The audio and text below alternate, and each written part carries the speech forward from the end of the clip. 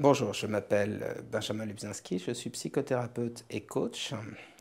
Et aujourd'hui, je vais vous parler de la manière de réussir un entretien, de s'adapter à son intervenant et de convaincre. Et peu importe que vous soyez timide, que vous manquiez de confiance en vous ou même que vous ayez une phobie sociale, cette technique, vous le verrez parce qu'elle est très simple, va vous permettre systématiquement d'instaurer une bonne relation et de vous sentir à l'aise. Ce sur quoi on va travailler aujourd'hui, c'est un outil de la PNL, la programmation neurolinguistique, qui s'appelle la synchronisation. Qu'est-ce que ça va vous permettre concrètement de faire? Deux choses très importantes.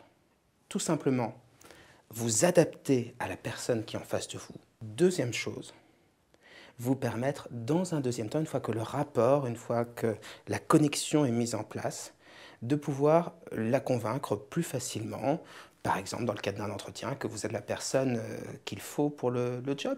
Quel est le principe? Tout d'abord, quand vous rentrez en communication avec quelqu'un, il y a une distance à respecter.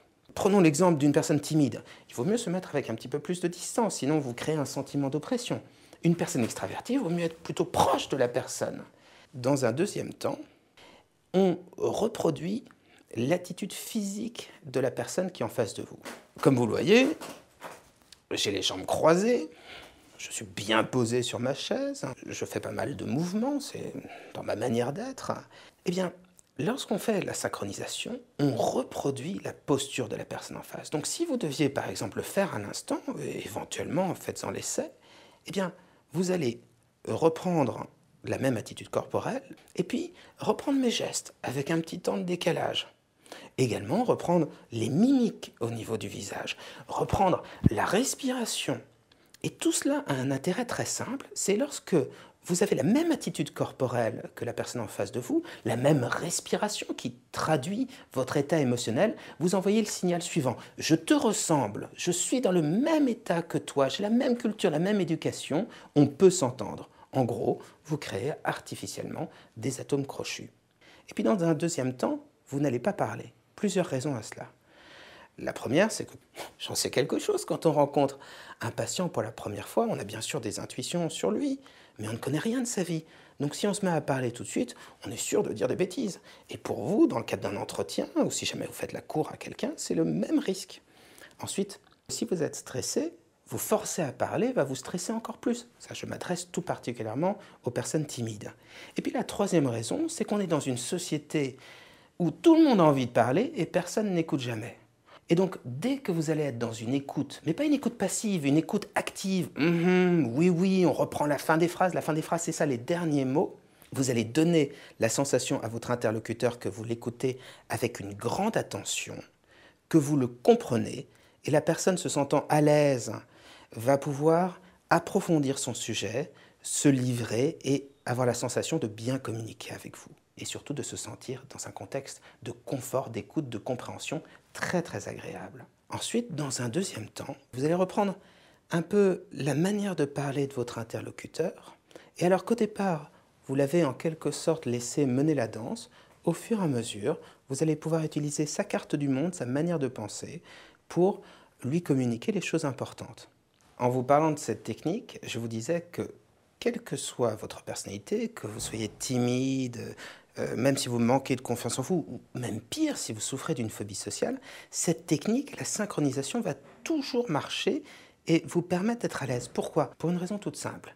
À votre avis, lorsque vous êtes obligé de respecter la distance, la posture, les gestes, la respiration, faire une écoute active, oui, oui, reprendre la fin des phrases, donc presque 8, 9 ou 10 choses à faire en même temps, quelle place vous reste-t-il pour sortir de la conversation, vous observer, vous juger et vous dévaloriser?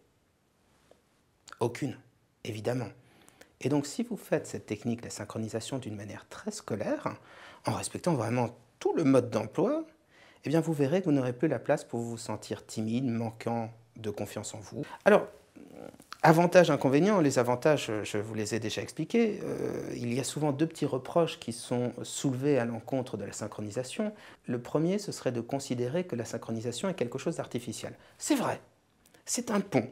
C'est un pont entre un état où vous êtes mal à l'aise et un état où vous et votre interlocuteur allez être à l'aise. C'est un pont qui va durer juste quelques minutes Et après, vous retrouverez le côté naturel d'une conversation, mais une conversation et un rapport harmonieux.